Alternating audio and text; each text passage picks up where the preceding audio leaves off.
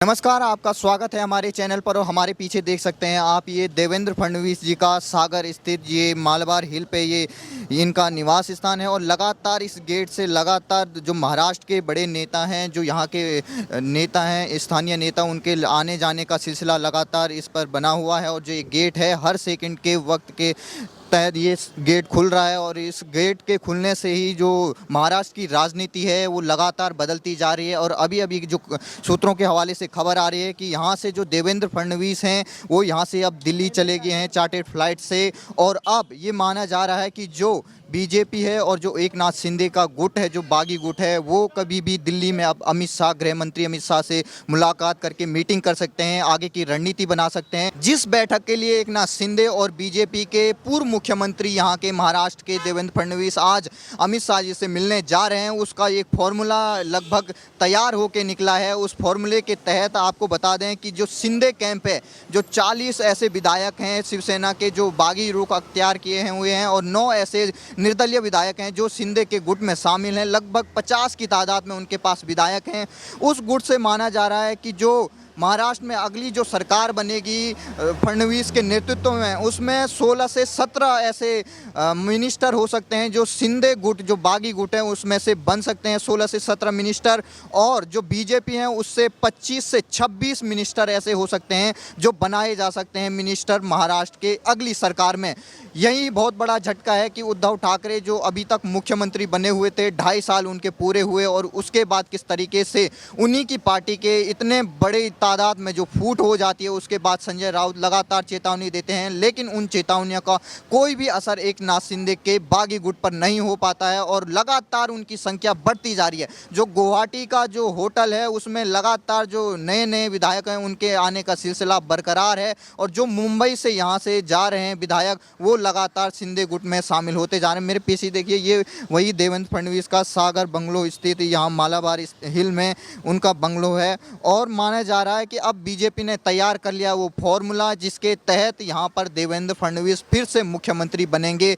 इससे पहले जब 2019 में वो मुख्यमंत्री बने थे तो तब ये पता नहीं था किसी को भी, क्योंकि वो सुबह सुबह किस तरीके से उन्होंने अजीत पवार और देवेंद्र फडणवीस ने किस तरीके से शपथ ली, लेकिन शाम होते होते किस तरीके से उनकी सरकार गिर गई। इससे सबक लेते हुए इस बार बीजेपी ने पूरी रणनीति, लगभग 1.5 साल से बताया जाता है जो शिंदे गुट है उसने 1.5 साल से ये रणनीति बनाई है कि किस तरीके से हम इसमें से बागी जो विधायक हैं वो टूटकर बीजेपी के साथ मिलकर सरकार बनाएंगे। इसका 1.5 साल पहले ही ब्लूप्रिंट लगभग तैयार था। और जब ये इन्हें मौका मिला, जब शिंदे गुट को मौका मिला कि किस तरीके से लगातार उद्धव ठाकरे की तरफ से ऐसे कार्य हो रहे हैं जो हिंदुत्व के माना जा रहा, बाला साहब ठाकरे के हिंदुत्व को करारा झटका दे रहे थे, लगातार उनके खिलाफ काम हो रहे थे हिंदुत्व के खिलाफ, तो उसके तहत अब शिंदे गुट ने ये बागी रुख अख्तियार किया है। और अब किसी भी समय बीजेपी यहाँ पर महाराष्ट्र में सरकार बना सकती है। तो मेरे पीछे आप देखिए, यहाँ पर मीडिया के तमाम वो कैमरे उन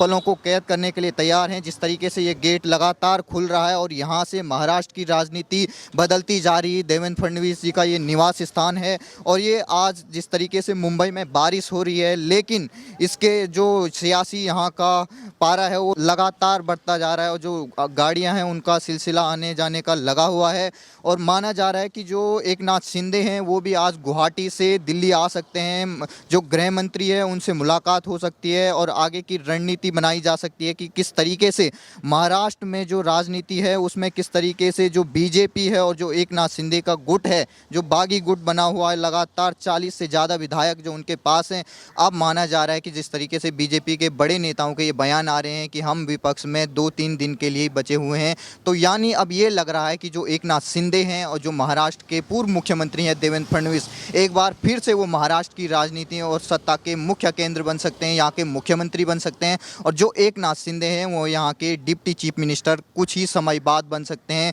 ये माना जा रहा है कि जो बीजेपी है वो अब तक माना जा रहा था कि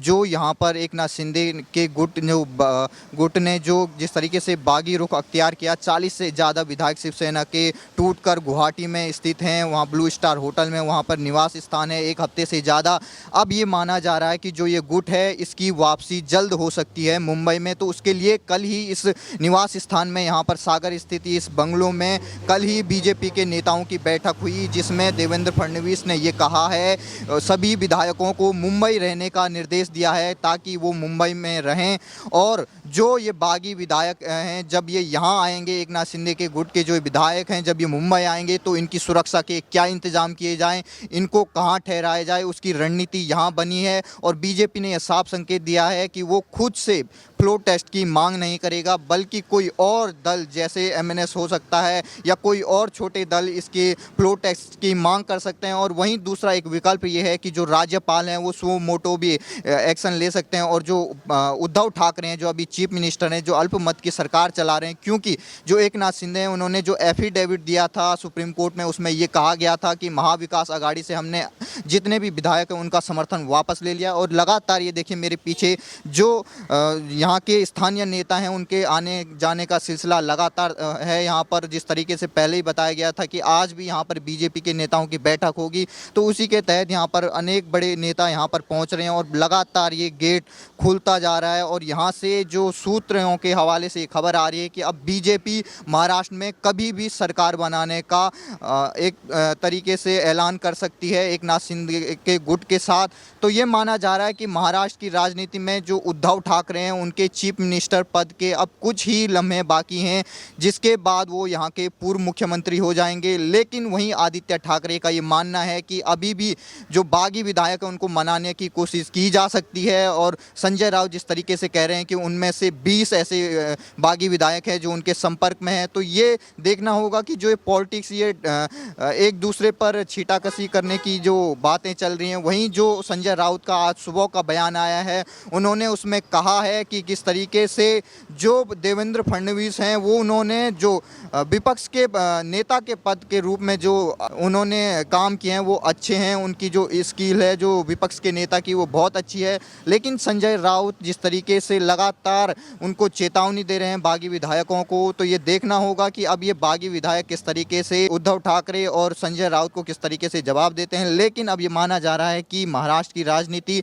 अब बीजेपी के कब्जे में आ चुकी है और अब यहाँ से उनका जो निवास स्थान है इस सागर बंगलो से होकर अब यहाँ से अलग होकर अब उनका जो निवास स्थान हो सकता है सीएम आवास वर्षा, जो यहाँ का बंगलो है वहाँ पर वो शिफ्ट हो सकते हैं, क्योंकि वो कभी भी यहाँ के मुख्यमंत्री बन सकते हैं। आप मेरे बाहर देखिए किस तरीके से यहाँ पर पुलिस फोर्स के इंतजाम है, आगे सामने तक बैरिकेड्स लगे हुए हैं, इसके बड़े अधिकारी यहाँ पर मौजूद हैं। और जिस तरीके से देवेंद्र फडणवीस आज सुबह सुबह वो यहाँ से चार्टर फ्लाइट करके वो दिल्ली में गए हैं, वहाँ पर बैठक होनी है और माना जा रहा है जो एक नाथ शिंदे हैं वो भी उस बैठक में शामिल हो सकते हैं। तो अभी तक ये है कि आज जो फाइनल ड्राफ्ट बनेगा जिसमें ये बताया जाएगा कि किसके कितने मंत्री होंगे और किस तरीके से देवेंद्र फडणवीस आगे की रणनीति बनाते हैं, ये अब दोनों जो एक नाथ शिंदे हैं और देवेंद्र फडणवीस हैं इसका पूरा ब्यौरा वो गृह मंत्री अमित शाह के सामने रखेंगे। जिसके बाद माना जा रहा है कि अमित शाह जी जो प्रधानमंत्री मोदी हैं उनके पास मिल सकते हैं और जो महाराष्ट्र में ये सियासी उठापटक चल रही है इस पर वो अपने आखिरी मोहर लगा सकते हैं प्रधानमंत्री नरेंद्र मोदी। मेरे पीछे देखिए आप किस तरीके से लगातार वो नेताओं के काफिले आ रहे हैं, ये देखिए पूरा कॉन्वॉय है, ये जिस तरीके से आप देख सकते हैं ये पूरा कॉन्वॉय जा रहा है। और अब यहाँ मेरे पीछे आप देख सकते हैं लगातार यहाँ पर हलचल बढ़ती जा रही है और अब यहाँ पर जो मीडिया के कैमरे हैं उनकी तादाद भी बढ़ती जा रही है, क्योंकि थोड़ी देर पहले यहाँ पर काफ़ी वर्षा हुई थी और उसके बाद अब यहाँ पर मौसम साफ़ हो चुका है। जिस तरीके से महाराष्ट्र में सियासी उठापटक चल रही है वैसे ही यहाँ का जो वेदर है वो खुशनुमा हो गया है। काफ़ी वर्षा के बाद अब मौसम साफ़ हो चुका है। मौसम की बात करें तो यहाँ पर वर्षा काफ़ी हो गई है। तो ये देखना होगा कि जो ये मौसम में बदलाव आ रहे हैं, जो मौसम खुशनुमा हो रहा है, ये किसके लिए खुशनुमा हो रहा है, ये बीजेपी के लिए अच्छा साबित होगा या उद्धव ठाकरे के लिए, जिनके लिए लगातार बागी विधायक एक तौर पे उनके सीएम पद की कुर्सी को हिलाने पे लगे हुए हैं। और देखना ये होगा कि क्या वो अपनी कुर्सी बचा पाते हैं या देवेंद्र फडणवीस फिर से महाराष्ट्र के मुख्यमंत्री के तौर पर शपथ लेंगे और जो डिप्टी चीफ मिनिस्टर है वो एक नाथ शिंदे को मिल जाएगा।